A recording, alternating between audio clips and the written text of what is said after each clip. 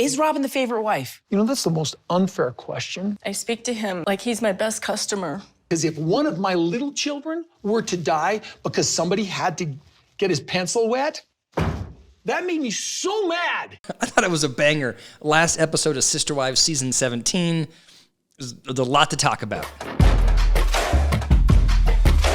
Okay, so first of all, there must be there's something in place that prevents Suki from really driving at Robyn in these interviews with Kody.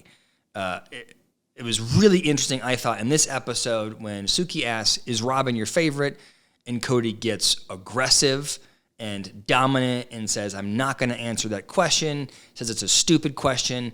And Suki, for some reason, goes essentially okay and backs off that line of questioning. Initially, I thought that was Suki's issue, and I was sort of frustrated that she didn't push back harder. But then I saw her take up more space as an interviewer when they had conversations about Kody's kids.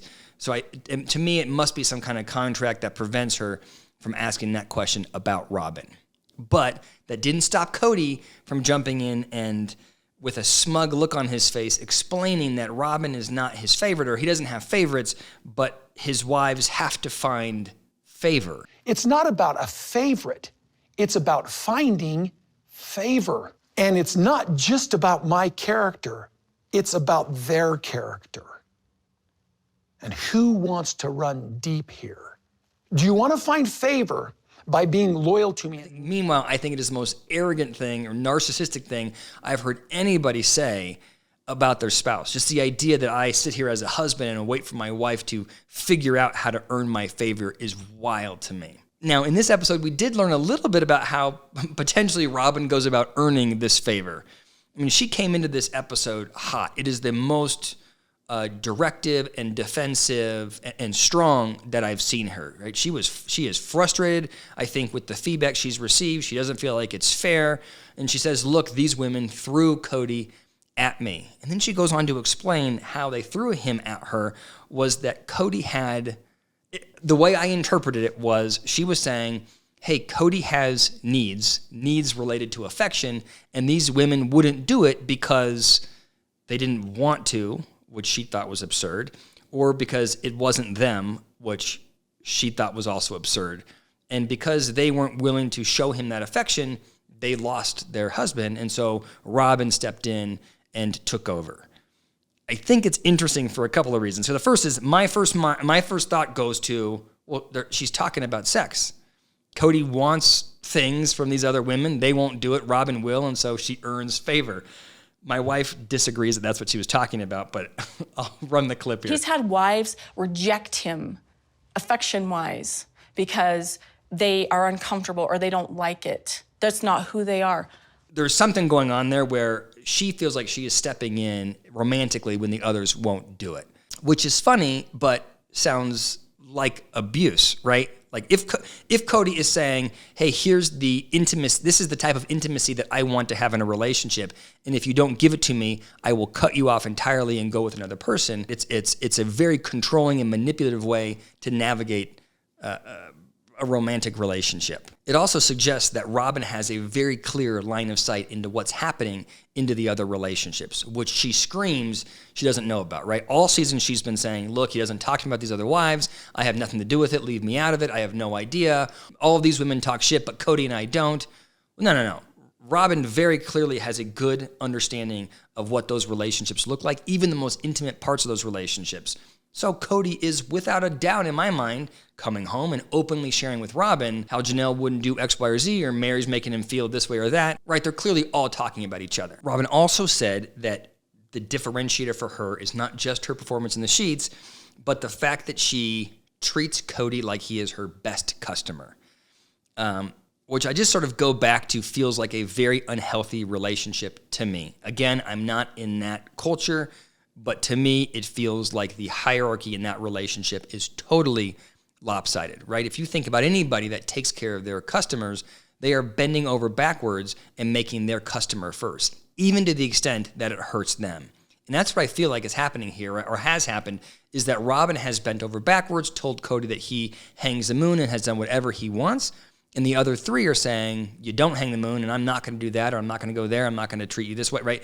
And it's created friction in Kody's mind. Which brings us to the conversation with Janelle. But before we talk about Janelle, I want to thank our sponsor for today's video, Aura. Aura is a mindfulness and sleep app, which is really a step up from its competitors.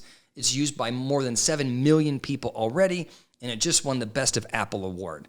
This is essentially the Spotify for mindfulness and well-being. You know, one of the things that therapists or executive coaches often do with their clients is help clients identify what they are feeling. Are you right now feeling anxious? Are you feeling excited?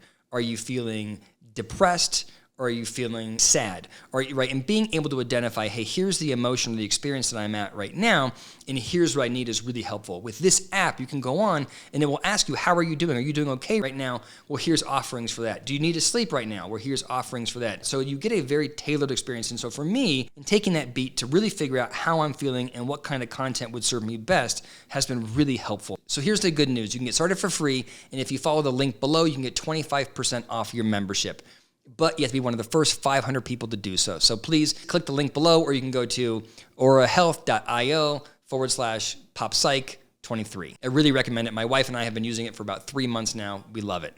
Okay, back to the video and Janelle. So first of all, she put almost all of the nails in the Kody and Janelle coffin.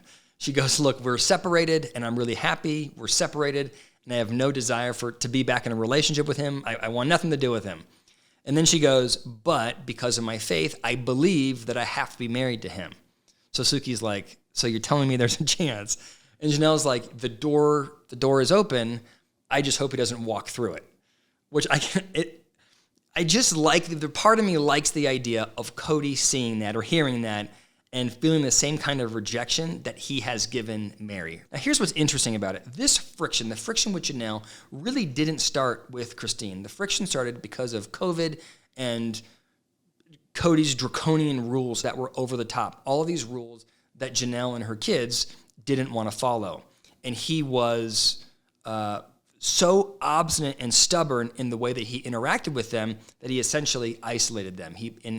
As Kody does, he punished them, I think, emotionally, especially Janelle's kids. And of course, Janelle is going to defend her children. So you have this dynamic where you have a mom, it's like a mama bear feels like her kids are being attacked by Kody. It is without question going to build resentment. And without question, she's going to lose respect for Kody. All season, it has been so frustrating for me to watch Kody be so foolish because of his pride, right? He hates the fact that people in his family don't respect him. So what he does is he becomes aggressive and dismissive. He gets angry and he pulls away. And he has severed ties with his children. And he won't get over his ego to go resolve those relationships. And in this episode, he acknowledged as much. He even had kind of a half-hearted apology because of it. But he's sitting here and he's doing the exact same thing, in my opinion, with Janelle. They're having conflict. He got mad at her. We saw the clip of him yelling at her, and now they're separated. And instead of him going to her hat in hand and saying, I'm sorry, can we figure it out? Can I walk through this door you don't want me to walk through? He's saying, well, fine, screw you. And he acknowledged it. He said to Suki, this is a really bad way for people that love each other to treat each other. But he can't stop himself. And I feel like I have to say, Kody had the line of all lines when he was talking about why he was so strict with his kids around COVID. He was fearful that one of his kids would want to get their pencils wet and they would catch COVID and then kill off some other kids. That's what was in his mind. I'm not sure if I really believe it was in his mind, because if it was, he wouldn't act in ways that were totally incongruent with that.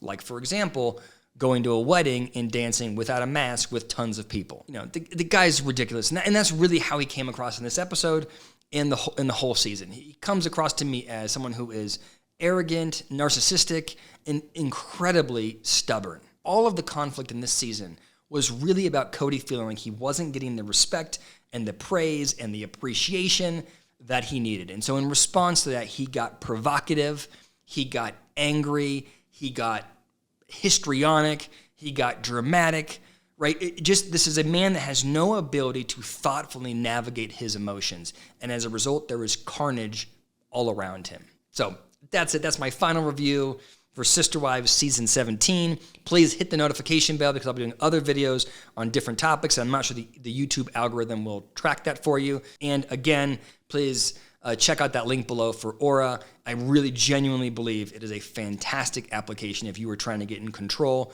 of your global well-being, improve your sleep, just sort of be more intentional about how you navigate your mental, emotional health. Thank you so much for listening.